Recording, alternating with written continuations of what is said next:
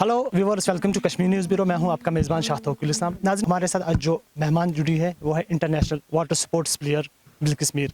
बिल्किस जी, आपका खैर मकदम है। Thank you so much.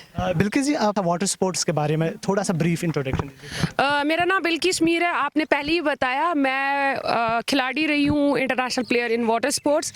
Water sports में अगर देखा जाएगा, पास्ट में बहुत अच्छे खिलाड़ी दी है स्टेट को, ना कि नेशनल में बल्कि इंटरनेशनल लेवल पे उन्होंने एक्सेल किया। एंड यहाँ ये मैं कहना चाहती हूँ, we people have a natural water resources, बहुत flat water and wild water.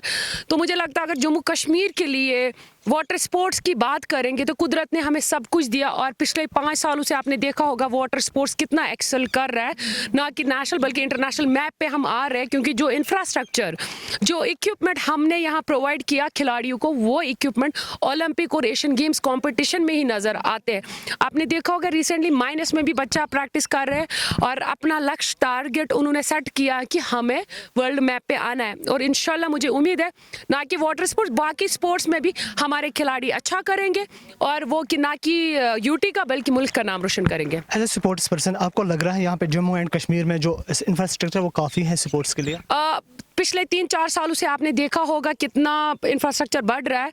ये अभी हम गिंदुन स्टेडियम में है, आप देख लीजिए, लॉन्ग टेनिस के लिए है, स्विमिंग पूल आपका ऑल सीजन बनने जा रहा है। हाँ, हो रहा है, टाइम लग रहा है मगर हो रहा है। और पिछले साल जब हमने स्टार्ट किया तब ये फैसिलिटीज़ नहीं होती थी, बट अब गवर्नमेंट, यूटी गवर्नमेंट बहुत ही फोकस कर रहे हैं। उन्होंने प्रायोरिटी किया कि स्पोर्ट्स में हमें करना ही करना है, क्योंकि यूथ जुड़ा हुआ है। और अगर हमें बच्चे को बुराई से दूर रखना है, आजकल हमारे माशरे में ड्रग्स की तरह बहुत ज़्यादा बच्चे जा रहे हैं, तो अगर उनको हमने उस बुराई से दूर रखना, सिर्फ एक ही रास्ता है हमारे पास, हम स्पोर्ट्स को प्रायोरिटी बनाए, हम स्पोर्ट्स को कंपलसरी बनाए, स्कूल लेवल पे बनाए, कॉलेज लेवल पे बनाए, तो उससे हम अपने बच्चों को बुराई से दूर रख सकते हैं। बिल्कुल जी, एज आपने कहा कॉलेज लेवल और स्कूल लेवल के, क्या आपको लग रहा है यहाँ जम्मू एंड कश्मीर की मैं बात कर रहा हूँ, कॉलेज लेवल और स्कूल लेवल पे वैसा मिल रहा है बच्चों को जैसा उनको मिलना चाहिए as a sports person? See I tell कि स्पोर्ट्स पॉलिसी बहुत इंपॉर्टेंट माने रखती है, अभी वो होना चाहिए। स्कूल और कॉलेज लेवल से ही बच्चों को वो एक्सेल करेंगे आगे। जैसे मेरा मानना है कि आई वॉज इन बर्मिंघम, मैंने उनका सेटअप देखा, वो लीड कर रहे हैं, छोटी सी कंट्री है, ओलंपिक में आगे है। हमारी कंट्री इतनी बड़ी है, फिर भी हमें उतने मेडल्स ओलंपिक्स में नहीं मिलते हैं। वजूहत क्या है? हमारी पॉलिसी स्कूल लेवल पे होनी चाहिए। स्कूल लेवल में जैसे आपने मैथ्स, इंग्लिश, उर्दू को कंपलसरी रखा है, वैसे ही आपको स्पोर्ट्स को रखना ही रखना है। It's a part of education. इसको एजुकेशन से बाहर मत रखो। जब आपका बच्चा फिजिकली फिट होगा, वो तभी लाइफ का कोई भी चैलेंज ले सकता है। तो मेरा मानना है कि स्पोर्ट्स को कंपलसरी स्कूल लेवल पे लाना चाहिए। और जैसे मैंने बर्मिंघम में देखा, 3 स्पोर्ट्स को मैंने कंपलसरी देखा, one is gymnastic, one is athletic और स्विमिंग, क्योंकि वो एक बेस होती है। हमें क्या चाहिए? हमें चाहिए स्ट्रेंथ, हमें चाहिए एंडोरेंस, हमें चाहिए फ्लेक्सिबिलिटी। जब ये एक खिलाड़ी में आते हैं, वो किसी भी स्पोर्ट्स में एक्सेल कर सकता है। We have to make a professional planning. Professional planning के अलावा हमें एक प्लेटफॉर्म देना पड़ेगा प्लेयरों को, उनको गाइड करना चाहिए, उनको काउंसलिंग करनी है कि स्पोर्ट्स से आपको क्या मिलेगा। Like we have SRO 349 in sports. अगर कोई भी नेशनल में एक्सेल कर रहा है, उसको मेडल मिल रहा है, उसको जॉब भी मिल रही है, मगर कितने लोगों को पता है?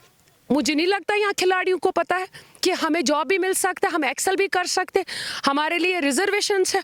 तो उस चीज़ पे हमें काम करना चाहिए। बीइंग अ स्पोर्ट्स पर्सन, मेरी तो रेस्पॉन्सिबिलिटी बहुत बनती है, और मुझे खुशी भी हुई यहाँ पर लड़कियाँ आई है। और एक कश्मीरी लड़की के लिए घर के दरवाजे से निकलना और फिर स्पोर्ट्स में आना, ये मैं खुद समझ सकती हूँ। जब मैंने स्पोर्ट्स स्टार्ट किया तब मैं ये सब कुछ झेल चुकी हूँ, तो मैं इन लड़कियों को सल्यूट करती हूँ, और मुझे आगे उम्मीद है कि यहाँ से और लड़कियाँ निकलेंगे जो नेशनल नहीं इंटरनेशनल लेवल पर एक्सेल करें। आपने SRO की बात की, कितनी जिम्मेदारी बढ़ती है स्पोर्ट्स काउंसिल की, ये जो अवेयरनेस है SRO के बारे में लोगों तक पहुंचाने की? क्या वो जिम्मेदारी बखूबी निभा रहे हैं या कि फेल हो रहा है? मगर हमें बताना पड़ेगा बच्चों को, क्योंकि देखो, जब तक आप स्पोर्ट्स को अट्रैक्शन नहीं दोगे, लाइक एक प्लेयर को क्या चाहिए? उसको एप्रिसिएशन चाहिए, उसको एनकरेजमेंट चाहिए, उसको डाइट चाहिए, उसको अच्छी ट्रेनिंग चाहिए, उसको अच्छा कोच चाहिए। सो अगर मैं स्पोर्ट्स में हूँ तो मुझे इन चीज़ों का तो ध्यान रखना चाहिए, बच्चों तक पहुँचाना, ये चीज़ है, ये इसमें ये मिलेगा। मैंने जैसे पहले ही बोला कि अगर एक डॉक्टर होता है, एक इंजीनियर होता है, वो एक सोसाइटी में मशहूर होता है, मगर अगर आप इंटरनेशनल प्लेयर निकलते हो, आप ना कि नेशनली पहले बल्कि पूरे वर्ल्ड में नाम कमा सकते हो। ये जो इस वक्त हम गिंदन पार्क में मौजूद है, कंपटीशन चल रहा है, कितनी ज़रूरी है इस कंपटीशन का, और आपकी मैसेज क्या होगी लोगों के लिए? बहुत इंपॉर्टेंट कंपटीशन है। यूटी देखो, अभी ये डोमेस्टिक एक्सरसाइज अगर प्लेयरों को नहीं मिलेगी, वो एक्सेल नहीं करेंगे नेशनल में, क्योंकि एक जो ट्रेनिंग करते हो उसके बाद जो डर होता है अंदर, वो कहाँ से निकलेगा? इसी कंपटीशन से निकले। उनका कॉन्फिडेंस कब बढ़ेगा? जब वो ये कंपटीशन खेलेंगे। तो इनका नेशनल भी आ रहा है। मैं मुबारकबाद देना चाहती हूँ ऑर्गेनाइजिंग कमेटी को, जिन्होंने एक अच्छा प्रोफेशनल वे में इसको कंडक्ट किया, और इससे एक बूस्ट मिलेगा हमारी खिलाड़ियों को, और मुझे उम्मीद है कि ये बच्चे एक्सेल करें नेशनल में।